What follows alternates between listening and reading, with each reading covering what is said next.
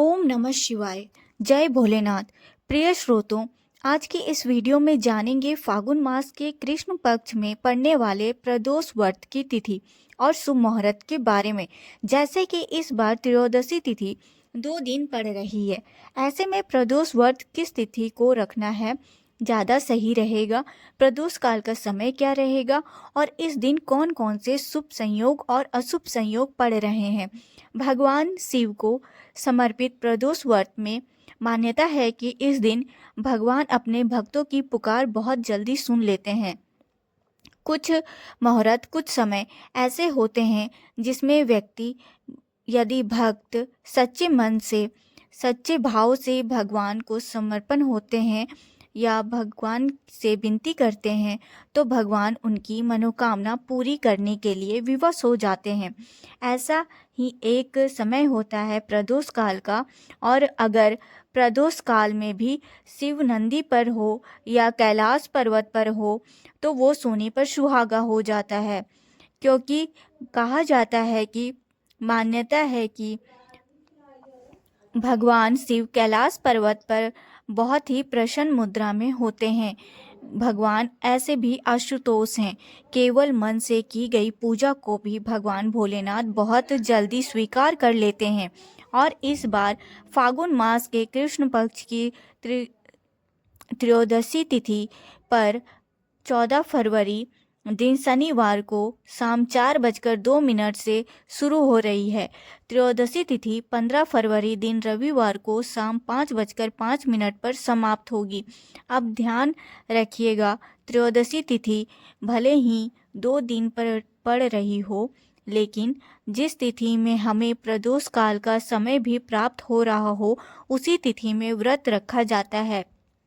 वही व्रत का मान्यता होता है।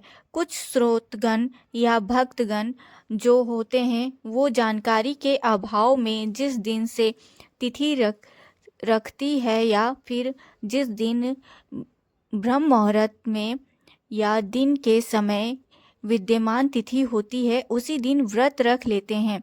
तो ऐसे में क्योंकि हमें 14 फरवरी दिन शनिवार को ही केवल प्रदोष काल का समय प्राप्त होगा, इसलिए प्रदोष व्रत इस बार 14 फरवरी दिन शनिवार को ही रखा जाएगा, जो कि शनि प्रदोष व्रत रहेगा।